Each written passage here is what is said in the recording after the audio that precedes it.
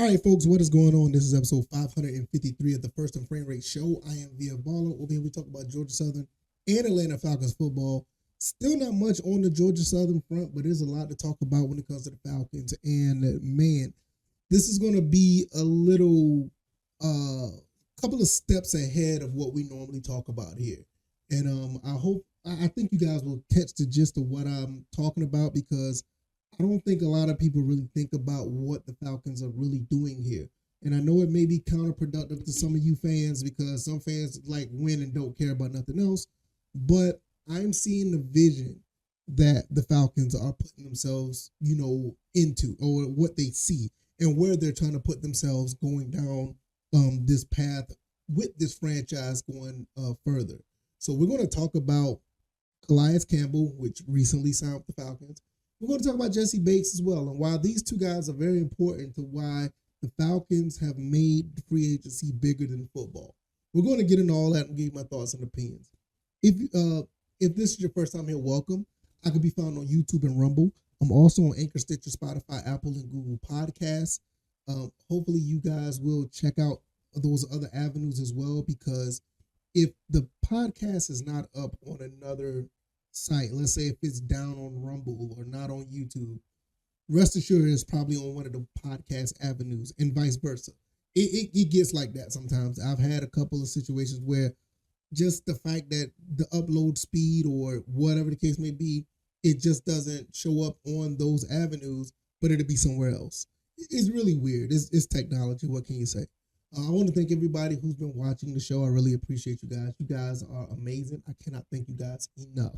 All right, let's just go ahead and get into this, because I find this very, very interesting. Very interesting. Calais Campbell signed to a one-year deal with the Falcons, and one thing that made Calais Campbell sign with the Falcons was the fact that, one thing, Arthur Smith is, a lot of people don't talk about it much, but he likes to do things in the community. How he does charitable efforts and want to have leaders, and not only just in the locker room, but leadership off the field as well.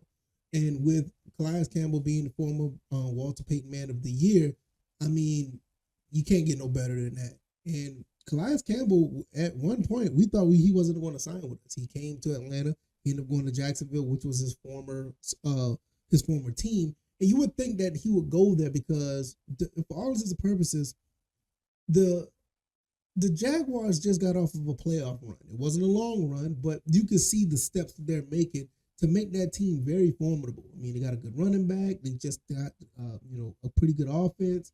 The quarterback is there. Calvin Ridley is there. The defense is pretty good. And Calais Campbell would have been excellent for them to, help them push them over the hump. But he saw something in Atlanta. He had a conversation, about 45-minute phone conversation with Arthur Blank. I probably said Smith earlier, sorry. With Arthur Blank, and they discussed these things. According to Ian Rappaport, they discussed leadership, charitable efforts, and how Campbell can thrive in the community.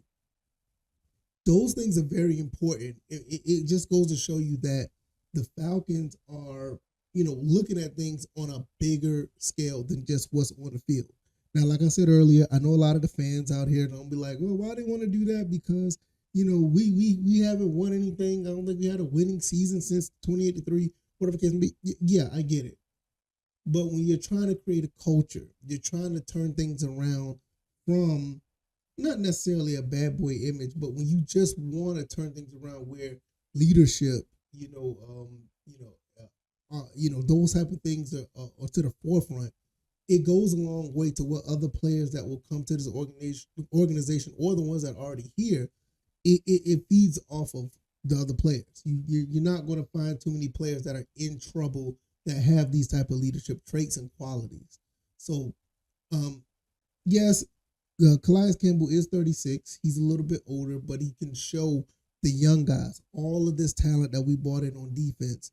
He can show these guys how to make things happen. And if you want to talk about things on the field, there's something about the Atlanta Falcons that people are actually starting to look at as a destination to play football. Arthur Smith and Terry Fontenot are doing some things where they're setting a precedent that they want guys with leadership qualities, guys who can help other players on the team to be better, do better, and just take their talents to the next level, not just, on the field, but just be better men. And I'm not saying that the Falcons have a bunch of misfits or whatever, but you want guys who can teach you the game, guys with, who've been to Super Bowls, like Jessie Bates and Calais Campbell. I think Calais Campbell been to a Super Bowl. Can't remember. But guys with those leadership traits that know how to win football games and how to do it the right way on a professional level. These are the things that you want to have on your team. I said this a long time ago. I think I said this when it comes to Georgia Southern. I said that the Eagles, with what Coach Clay Helton has been doing over there, you want to have a guy that's an extension of the coach or extension of the philosophy that the organization or the program is trying to put together. And that's exactly what Coach Clay Helton has done. I mean, what he done wasn't what Kyle Van Treese was an extension of what he wanted. What the other 6th and 7th year seniors, they were an extension what Coach Clay Helton wanted. And now you're starting to see the same thing with what this organization, the Falcons, are trying to do. Now, let's talk about Jessie Bates. Jessie Bates is another player that's basically signed with the Falcons. I can't remember how long his contract is. I think, it was a 4-year deal. And with one thing about Jessie Bates that really, I'm pretty sure this jumped out to the organization as well, because Jessie Bates already talked about, or was it John New Smith? I can't remember. But I know he already talked about how much he likes the front office, and the front office is bringing in guys, once again, that has this mentality to giving back to the community. He said the first he donate $1 million to single moms in organizations around Atlanta. So now you have 2 guys that are going to be giving back to the community, something that is really, a big deal. You haven't really seen it or heard anything like this since Work Done. He did that, and it's one thing that's really important because, I grew up, from a single mother, and I know how it was with my mom, and and I know how others were as well. And sometimes that stuff is really special to have, a situation where you can give back to those type of things. And I know, Calais Campbell, I mean, the list speaks for itself, the things that he's done and what he's going to do when he gets here to Atlanta.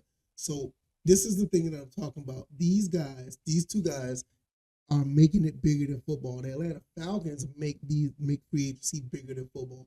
When you're bringing guys in who have talent, who know how to win on a higher level, or been to the point where they've been to the biggest stage in football, and they could teach these other guys who may not have been there, because we still have a fairly young team, and we don't have everything that we want as far as pieces, but the core team is fairly young. And when you bring guys like this in, this is the type of stuff you would want to see for your organization. This is the type of stuff you want to see when it comes to your football program, whether it be college or, you can even go back to Pee Wee football or any sport for that matter. You want some type of leadership that really excels and it goes beyond what it takes to be a football player.